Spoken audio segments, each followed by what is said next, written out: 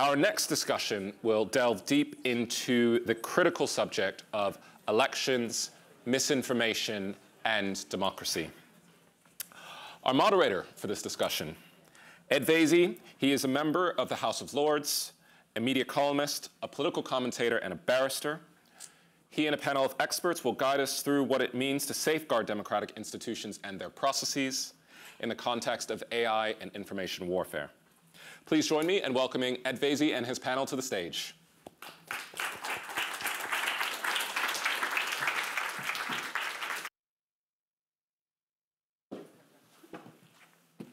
Thank you so much. The lights are so bright that I have no idea how many people are in this room, but it looks to me like it's absolutely packed, and I think we're the last fringe of the day. And just before, as we were preparing for this fringe, because it is probably the most important fringe event of the day, I did a quick call to Rishi Sunak, and I said, Rishi, I know you're going to be talking to Elon. Could you just start at about 4:30, if that's okay, because we've got some serious topics to discuss. We're going to be talking about election disinformation, the impact of AI on disinformation and election campaigns and democracy. And of course, it is a massively important topic. Everybody is already talking about it with the run-up to the US presidential election next year, and probably a British election, not necessarily as important as the US presidential election. But it has become a massive feature of campaigns and how information is spread. And obviously, I don't want to labor the point, but given the current geopolitical issues that are happening around the world, again, misinformation and information warfare, if I can put it that way, has never been a more important topic to discuss. Now, the way we're going to do this, we're going to ask each of the panelists to introduce themselves so that I don't get things wrong, like the way I was introduced as a barrister, even though obviously I haven't been a barrister for 25 years. I'm not criticising. But it's important, I think, that people say who they are and why they're here. Let's start with you, Seyi. Hi, everybody. Happy rainy Thursday afternoon. I'm Seyi Akiwowo. I am the founder and CEO of a charity called Glitch. Glitch was birthed out of my lived experience for when I was a politician for my sins. A video of a speech that I made went viral. It was exciting, it was great. But then somebody in a small town in Austria, I'm told, posted it on a neo-Nazi forum. And I received horrific trolling and abuse and harassment, you name it.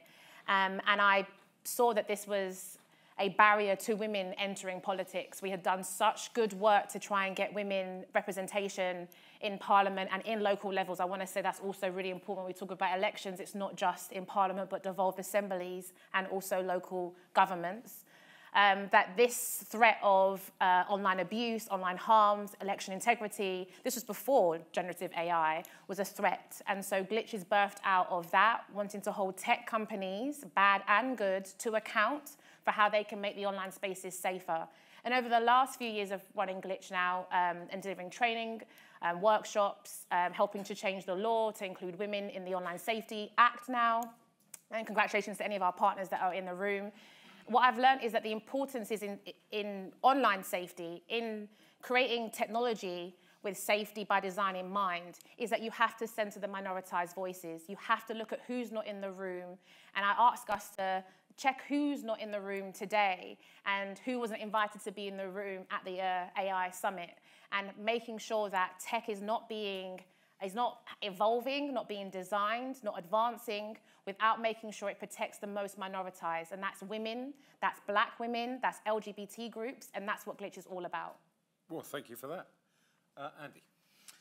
Hi, everybody. It's great to be here. My name is Andy Parsons. I run the Content Authenticity Initiative at Adobe.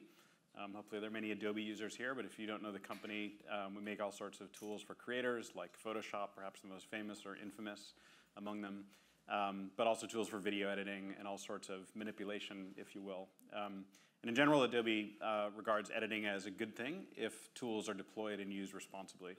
And with the democratization of AI that we've all seen over the last year or so, there are really large questions with the democratization of AI and the upcoming elections. I think, Ed, if I'm not mistaken, there are over 30 worldwide elections or more in 2024, the ones you mentioned among the most critical. And we felt since 2019, before the meteoric rise of artificial intelligence and generative technologies, that we have to protect basic human discourse and conversation and democracy, frankly, by understanding what's real and what's not real. And maybe we shouldn't leave that up to platforms and decision makers or any sort of arbiter of truth, but instead empower consumers and fact checkers to understand context. And that's what the Content Authenticity Initiative is all about. So briefly, it has about 2,000 members. Adobe is the steward of an open standard that's available, open source code that's free and accessible. There's no patent encumbrances or licensing required to use this technology. And effectively, it's a digital nutrition label, underscoring a basic human right that we believe folks have to understand what something is in cases where it's sensible.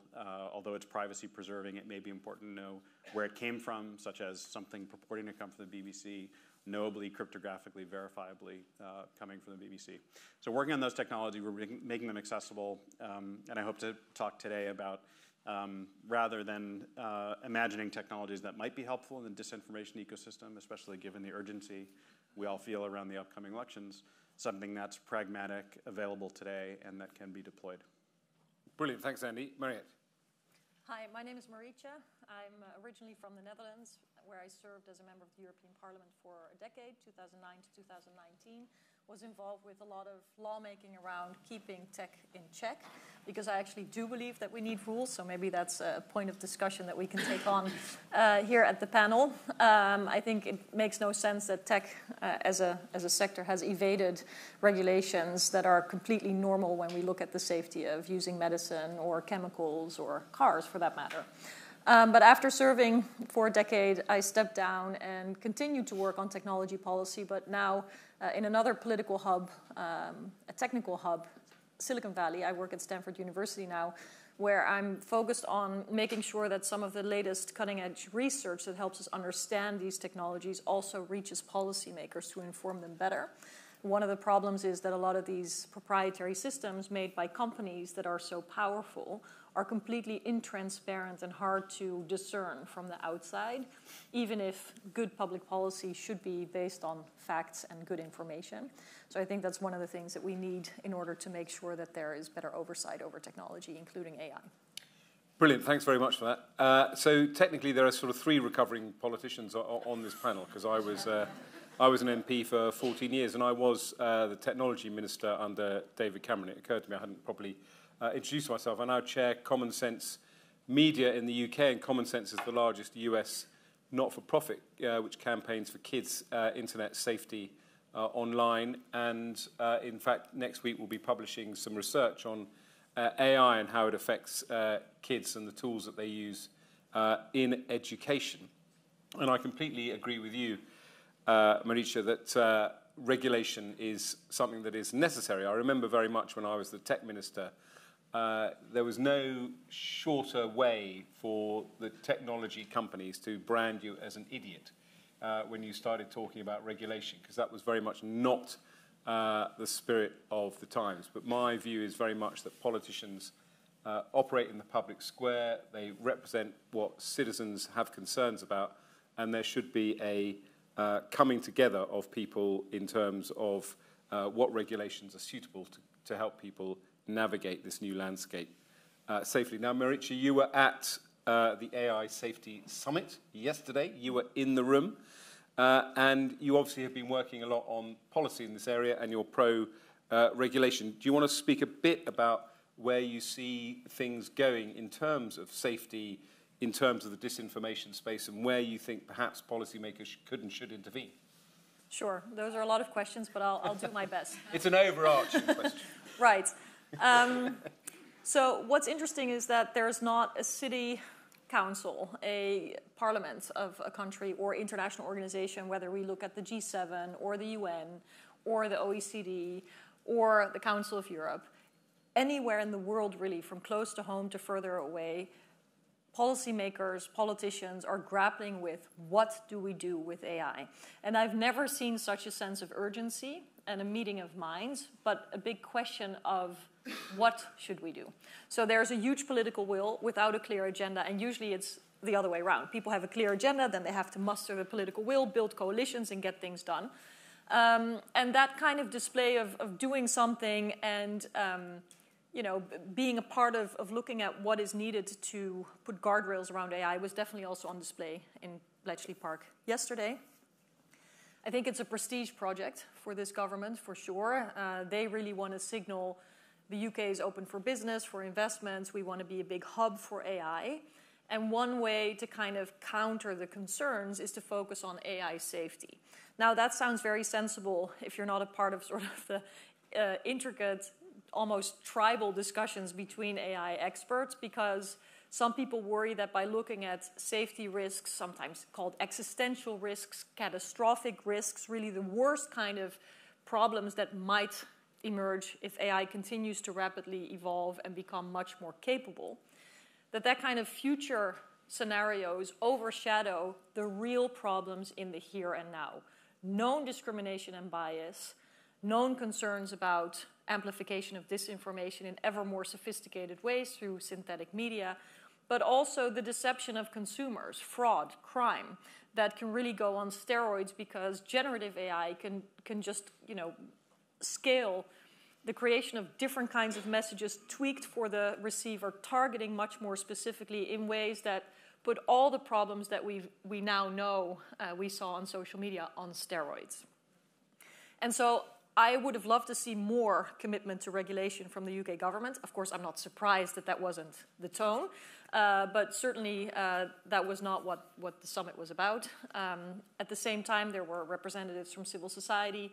We had a useful session where the need to address the clear and present problems now with regulation, whether it's existing law that's more clearly defined and enforced, or new laws that are needed, is urgent. And that's where I come out. So I spend a lot of my time thinking about what kinds of laws are needed, because it's easier said than done sometimes.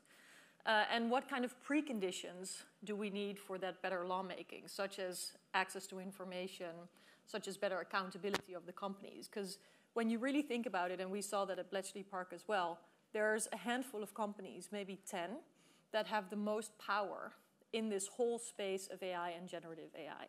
So if we thought that big tech was a problem of power concentration and profit over people and democracy, that has gotten exponentially more concentrated with the developments of generative AI, and we will probably see even more concentration in the markets. So there are lots of things to worry about and to work on. Yes, I completely agree. We might talk a bit more about Elon Musk in a minute, since I was slightly facetious about it, but actually that's an important point about who actually now holds the power, particularly when it comes to our democracy. Seyi, you've been involved, obviously, in helping people stay safe online based on your own personal experience. How do you perceive AI is going to... Marietje talked about steroids. I mean, is that what you're seeing in terms of being at the chalk face? No. This has been steroids for women for years. Right. This has been steroids for black people for years. Misinformation has been gossip columns, news, things that was acceptable, but until it impacted the US, Hillary Clinton, white middle-class women, that's when it was named a threat. It's been an existential threat to black communities who need to access healthcare, who are being surveillanced by Big Brother, by CCTV cameras, you name it. I could go on and on. So no, this has only become an urgent issue because we've been told it's become an urgent issue because minoritized communities have been ignored. There are solutions at the table for the immediate, for the medium, for the long term, and the future, but we don't allow them in the space. We don't allow them in the room. My race didn't allow me to be in this room today. My background did. My political history did. But if I was just a campaigner without previous experience of politics, without connections with yourself, or we were doing a select committee, I don't think we'd have been in the door. And I think that's the conversation we should be really having. That's the tension. How do we keep excluding voices? If we want to look to solutions, one of the best things that we can do is make sure that we're having imaginative spaces. The fact that we have these big tech who are monopolizing the market is because they're being paid to imagine. We're being paid to have 2 jobs. We're being paid to be overworked. We don't get the space to dream and think about a joyful relationship with the internet. We don't get an opportunity to dream and imagine how to use AI for good, because your typical mum is having to do the work at home, have a job, probably now with the cost of living, go to a food bank, and then now you're asking them to think about their relationship with AI. They don't have the time. So I think that's the conversation we need to be having. How do we, in our language, in our civil society groups, in our conversations, keep alienating the most minoritized voices who have the answers? Well, there you go. I was saying to Seyi earlier that I hope she would go back into politics. I think that's going to happen. Talking about big tech, Andy Parsons. I'm not a politician. I think I might be one when this panel is over. Maybe. 10 oligarchs. I mean, one of the things, I'm very conscious, by the way, we're not actually got around to talking about elections and democracy. We will in a minute. But I just want to talk on a more general level from the sort of tech perspective, because I think what both our previous speakers have said to a certain extent is, you know, who's in the room and who's collaborating, who's talking to each other.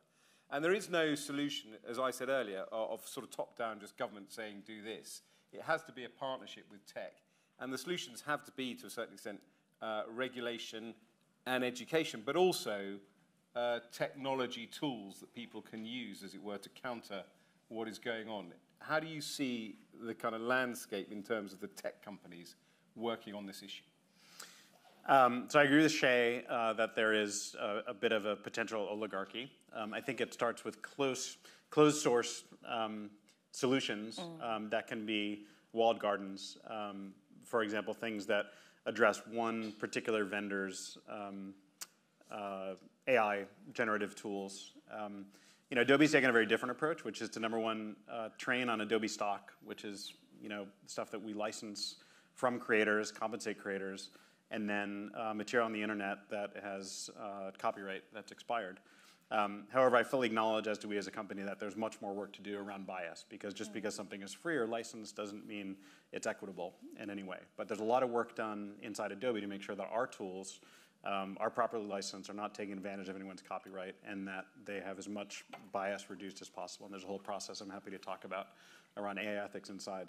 But on top of that, I think we have to work together as a coalition in industry, which is what I work on every day with my colleagues, to do this in a free way that's accessible. And by accessibility, I don't just mean that consumers can see something as ubiquitous as the copyright symbol, which I'm wearing here, that says, hey, platforms and Adobe are not making a judgment call about this content, but we're telling you there's more context. And if you want to make your own mind up, and I think we all should be able to make up our own minds, simply click on this button or tap on it, or blink at it in your Vision Pro, and you can have additional context about where this came from, what it is, whether it's a photograph or AI. And if it's completely AI generated, maybe understand a little bit more about which tool was used, what version, and what biases might be endemic to that particular model. Now, that's a lot of cognitive overhead for a consumer, even for me, and I work on this every day. I don't expect people to do everything I just described as they scroll through things at social media velocity. But I think it's reasonable to, over the next months and years, hopefully as soon as possible, in the media literacy space, to teach ourselves and our children and our grandparents who have less access to these technologies what this symbol or something like it means, which is, don't believe your eyes. I think above all, you know, I want to leave people with something you probably already know, which is we can no longer believe our eyes or ears when you hear Joe Biden say, I'm Joe Biden and I endorse this advertisement. You know, it's trivially easy to make yourself Joe Biden and endorse anything you like. So we need to have some fundamental way to have an objective conversation and shared objective reality about what something is. And that's what we're working on. And, you know, we would love to see the coalition broaden to mobile phone manufacturers, to all the social media platforms, Adobe competitors, to join us in this work that we're doing to provide that level of transparency without judgment, and instead push the ability to make decisions back to consumers where it belongs. And so you think transparency is one of the key routes forward? Absolutely, yeah. Mariette, I was going to say that you and I grew up, it seems hard to believe since we're still so young and youthful. We grew up in an age before all this really kicked off when we ran election campaigns. But you were at Stanford for the last presidential election as well. And Andy was quite right. I think something like 2 billion people, if you include the European elections and the Indian elections, will be going to the polls. What do you think about transparency as one way of addressing this issue? So I really come at this almost from the opposite end. So of course, it's great to empower internet users and to make sure that there are the best and innovative tools to help people distinguish what is manipulated and what isn't. But I think it is unfair to put so much responsibility at the individual who is subject to products that have been designed by teams of engineers that are working day and night to have the consumer make the choice that is best for the company, the legal teams behind it. I think the law also needs to protect the citizen, whether they are able to use your products, whether they're able to be educated, whether a company chooses to do something constructive or not. It shouldn't matter. There should be a bottom line, and that should be through the law that applies to everyone, and that also helps protect people. And so I believe that we need more clarity on what needs to happen. And so when you ask about transparency, I look at it as a precondition for all the other actions. Because what Seyi said about enduring exclusion and discrimination, I agree with. But I am afraid that AI makes it worse. When you look at facial recognition technology, the way these systems are trained is by scraping pictures from the internet. Now, the way the world is represented on the internet is not representative of the people of the world. There are more white male faces available online because they've been prominent figures in more developed societies where there are more photos, where there are more uploads, compared to, let's say, black women who have never been on the internet, whose photos have never been taken digitally, and whose faces are therefore not recognized in equal percentages as those of white males, for example. Now, on another level, we have to ask ourselves, if everyone's faces were recognized in equal percentages, then we would all lose our privacy in equal proportions. So it's also important to keep asking, what are we striving for? I think we also have to discuss, as is happening now in the EU, should there be limits to the uses of facial recognition software? What is a public space if cameras can grab everyone's face, recognize their face, there's no more anonymity? We can already see how eager police forces are to use all these images, all these cameras all the time, while there's still the promise of some kind of right of privacy. The technology's availability, the companies that are selling them think about smart doorbells, think about very sophisticated cameras, render the right to privacy basically null and void.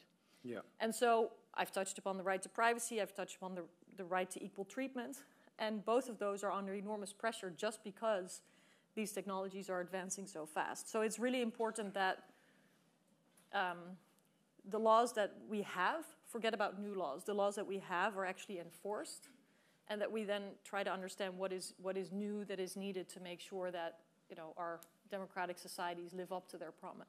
But thinking about the elections next year, where does the responsibility lie? Does it lie with the 10 companies you talked about earlier that effectively, and it's a whole other topic, but effectively we're already creating a monopoly in this area? Does it lie with the platforms in trying to tackle this? Well, it lies with a variety of actors because you don't have to use generative AI for manipulative purposes. You can also use it for, I don't know, a joke or inspiration. Yeah. But I also don't think it makes sense for the companies to say, oh, well, we just put these products out there and now the end user is responsible. I was actually part of sort of showcasing of OpenAI doing what you said somebody could do for Joe Biden, right? So I was asked to read maybe half a minute of text, and then I heard in my own voice some kind of speech that I never gave. And it was actually eerie because I know my own voice well, also from the media, because that sounds very different than the way your voice sounds in your own head. And it was very, very convincing, if not indistinguishable from... What were you calling for? Oh, I think they had a fairly innocent piece of a speech of Barack Obama, but certainly things I had never said. Thankfully, it wasn't something like horrendous. But it's more about the capabilities of the technology are very sophisticated, and when you address concerns to companies, they say, oh, but that's why we have risk assessment teams. That's why we take all these mitigating measures. They really feel like they're capable of balancing out the risks that come from these products. And I think that's another concentration of power, that they basically say, sure, we have the product, there may be a problem, but we also have the solution, and we're supposed to just think that that circle will come around. And I just don't think it works that way. So there should be independent oversight. There should be independent research to better understand potential risks. There's a problem if the risks get overblown. So for example, if people say, we cannot believe anything anymore, this is of course not true. I mean, some content online will be manipulated, some with malicious goals, but a lot of it will still be representative of actual events or actual people. And so we have to be careful not to overstate the risk, but also not to understate the risk. And at this point, we have to rely on companies saying, oh yeah, but we're doing our very best, and that's just not gonna work. But unfortunately, the time between now and next year is so short that it's going to be incredibly difficult to have these solutions in place before this, year of democracy. Well, we're going to see what happens in real time, aren't we? Seyi, I could tell from your body language. You were agreeing, even when you were shaking your head, you were actually agreeing. I agree with some bits. And can I just, I don't want to steer it because you can say what you like. Thank you. But in terms of how to stay safe online and your earlier remarks about AI, when you think about elections next year, I mean, one of the things I think particularly with younger people, if I can put it that way, sounding like an old bore, but people do grow up kind of with this technology and sort of learn how to navigate it instinctively. I mean, what's your view on what Marietje has been saying, but also kind of how people will adapt as this technology becomes more mainstream? Yeah, I'm going to bring in my other hats that I wear. So I sit on TikTok's Trust and Safety Council. I have for a few years. Until Elon Musk disbanded me last December, I was also on Twitter's Trust and Safety. And I sit on the Guardian Council of Yoti. So I believe in good governance, independent governance, oversight, bringing in communities to make sure that we're working on this stuff together. And it's through that lens that I can see that they believe that they can generate the problem, oversee the problem, and then fix the problem, which is not true. I would love to see in the elections, and we've got some funding, thanks to Joseph Rowntree, to map incidences of online harm. So not just misinformation, which is the sexy thing people want to talk about, and not just deepfakes, which is the sexy thing that people want to talk about, but your old-fashioned online harassment, sexual assaults that happen online that go undetected. And I think the exciting thing that we can do with savvy techies of the next generation is get them to start documenting where this is happening by constituencies. Because as a former politician, I also call myself a recovering politician, that we need to make this issue that we're talking about here at the British Library a voter issue, a doorstep issue. Because when we go out knock on doors, they ask us about parking, about the bins, and maybe about the lights. They don't really make us talk about these bigger issues. We saw in the elections with Tony Blair in 1997 that women really were the ground force for why there was that landslide, right? Because it was the women's issues around childcare, Equalities Acts, you name it. How do we now make AI safety, online harms, how to stay safe online, a voter issue? And I think that's where tech can come in for us to track and put some more heat on politicians who should be holding tech to account. I also don't think politicians are the only ones that can have oversight. I think really thinking about digital citizenship and how we can have, I know referendums is not a nice word here in this country, but how can we have that style of community engagement and participatory involvement in the development of tech? Because let's look at Twitter. That is run by feminist Twitter, LGBT Twitter, black Twitter. Like that is what has kept Twitter going. And then we were slapped in the face by the new CEO. And I'm never going to forget Jack Dorsey for making me miss him and prefer him over Elon Musk. But we saw the demise of Twitter within a few weeks that was built on us. Where was our rights and decisions around what's being deployed? So I want us to think more creatively about oversight, and it's not just been in the conventional ways. And I guess the final thing that I want to leave you guys with is that there's tech solutions that you mentioned that are now a big discussion, deep fakes and all of that. The capabilities of this stuff is really scary, and everyone's talking about the existential crisis. I want to go back to my first point. How do we, those with morals and values that we can agree and align with, how do we get the time to imagine? What would we do with £1 million? Because there's a tech company who's got a one-pager in Australia that's been given £1 million by a funder to do an app that will make that will allow men to click on something and so they'll get a round of applause. £1 million. $1 million has been given. How do we get that kind of funding injected into communities who can get us to be utilizing tech for the greater good, not always about nudifying women, not always about advancing. Even sex technology, right, is still with the advancement of men in mind. We are not centering anyone else in the conversation. That's what I would look for in innovation. Great. Well, look, I'm off now because I'm going to go and set up a clap app. Then you can give me some money. Make £1 million. Never realised it was that easy. We're back to the year 2000. But there is this tension, isn't there? Top down, bottom up, kind of how do you involve people? Because to a certain extent, you were saying earlier, people have too much on their plate already. They don't have the space to imagine. They do genuinely want to know about their parking or ULEZ extension. How do you involve communities in this debate? And then there's also the other point about you can't just leave it to individuals to kind of navigate this space. You have to have top-down sounds pejorative, but you have to have kind of top-down regulation. Andy, you were talking earlier about the sort of coalition of the willing of the tech companies. The bit in the middle are the kind of politicians who, in a sense, bridge that divide. They can do the top-down regulation, but in theory, they should also be part of their communities. When you talk to politicians about election disinformation and the threat of AI, the impact of AI perhaps on democracy, I mean, what kind of dialogue are you having? Well, my leadership generally doesn't let me talk to politicians, and I think you'll see why. I like you, Andy. What words of one syllable do you say in your head?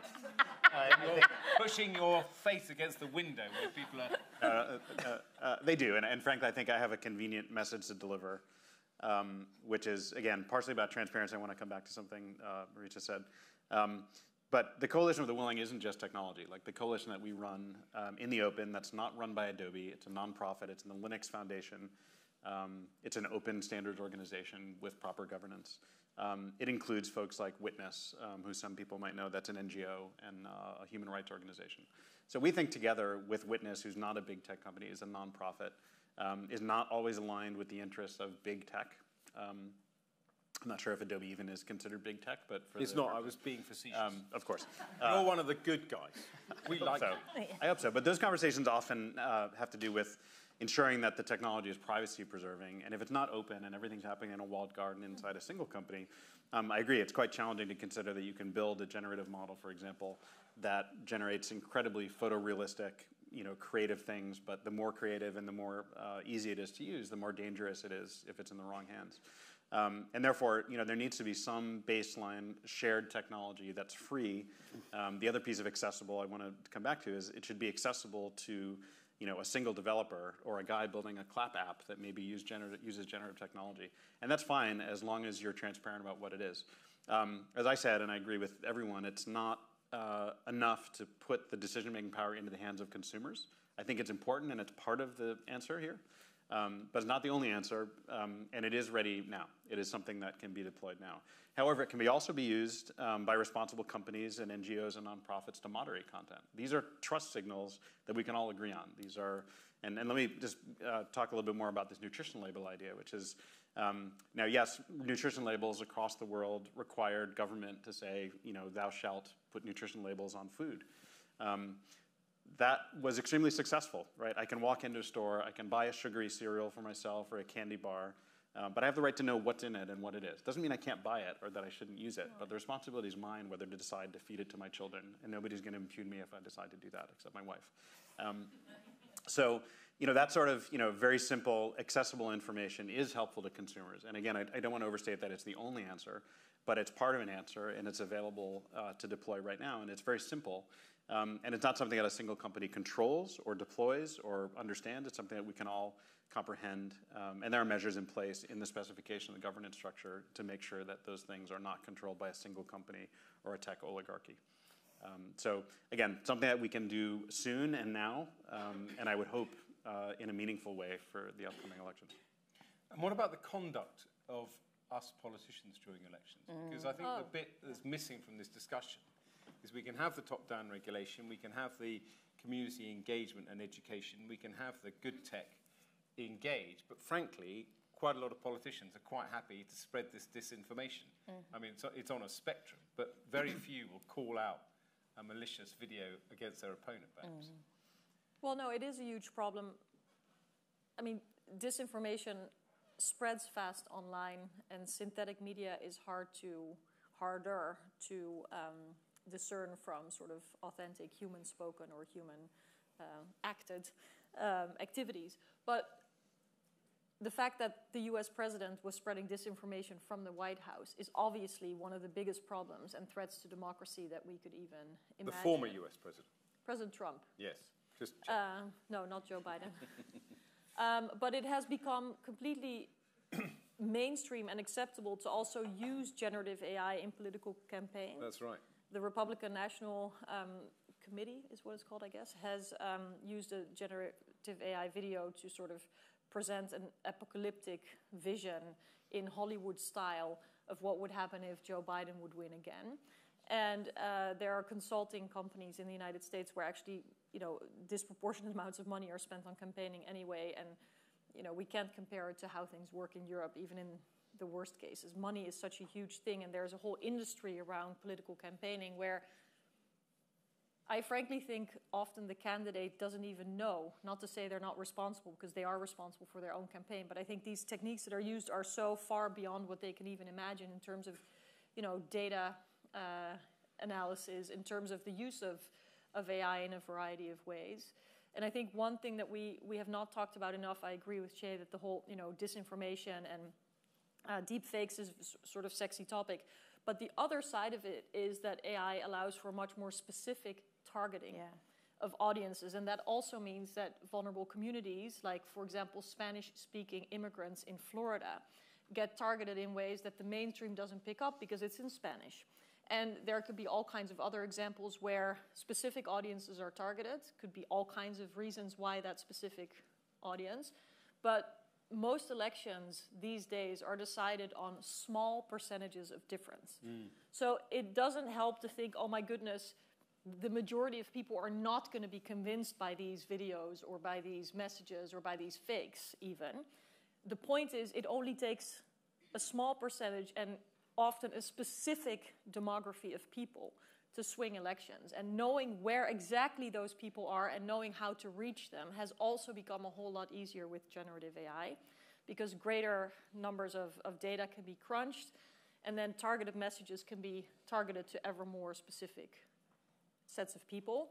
And that combination and the targeting side is also what I'm kind of missing from the discussion, which is another reason to be worried. I wish we could leave you with some more hopeful thoughts here. You're pretty depressed, aren't you? I'm personally not depressed, thankfully, but I do deeply worry about the state of democracy, which has been in steady decline for the past 15 years. Yeah.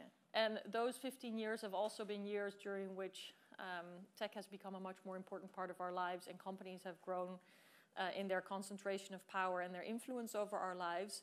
And I think the problem is with AI and generative AI specifically, there is a need for these products to be put out in the public before they are perfected, because only through engagement with people like you and I will these products develop into quote-unquote better versions.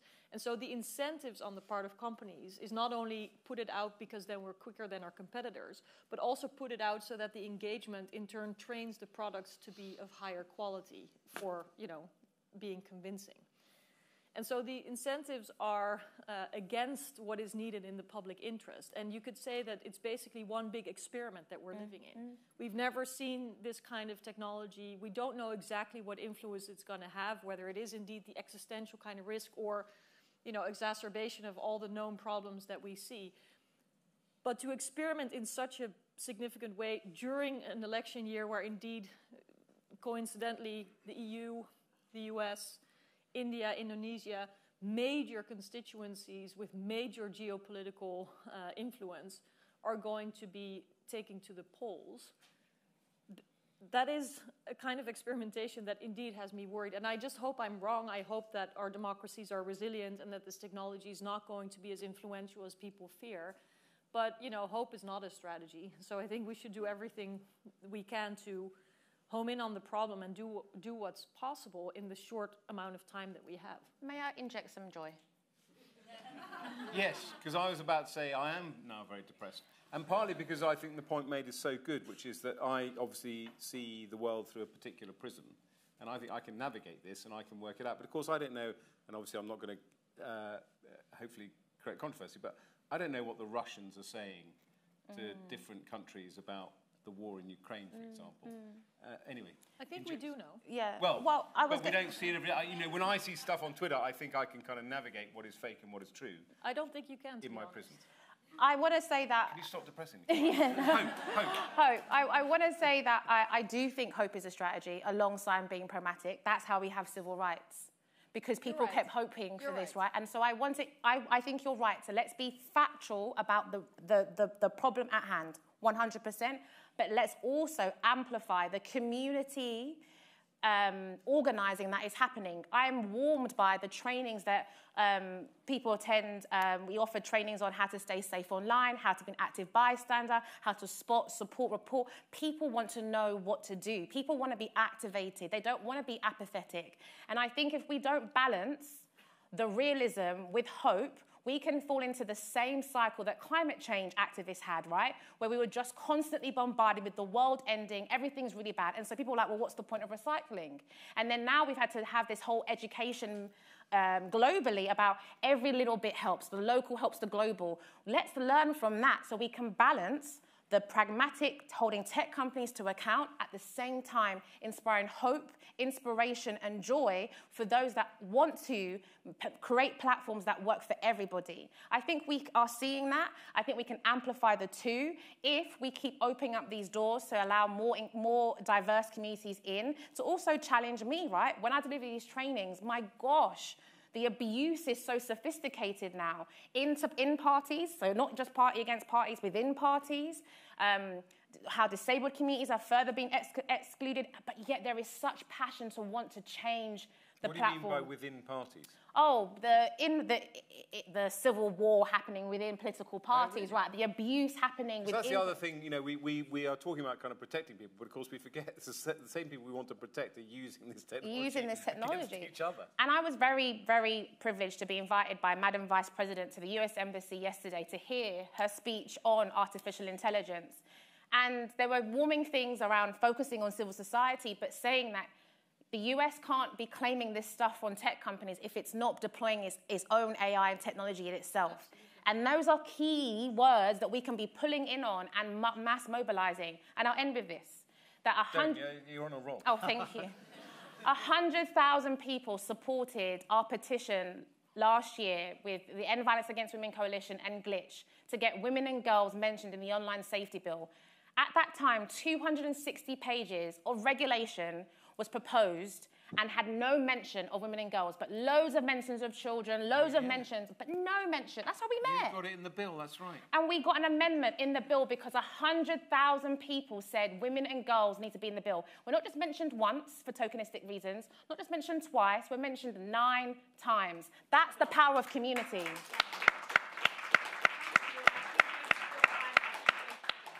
What do you say? I said I appreciated that at the time, and I like to appreciate it again. Thank you so much. Thank you. Yeah, we weren't allowed to do a Q&A, but we should have done, shouldn't we? Because everyone wants to get stuck in now.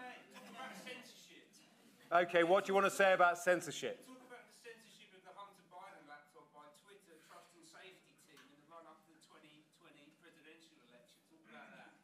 I don't know anything about that. I have no clue. Yeah, I'm in the UK, but you just mentioned the US. That's got nothing to do with me. I'll never be asked to compare again. What did you want to say, sir? I just want to say, do we have the institutions protecting elections? I mean, the 2018 Data Protection Bill actually removed restrictions on political organisations using information about individuals' political opinions.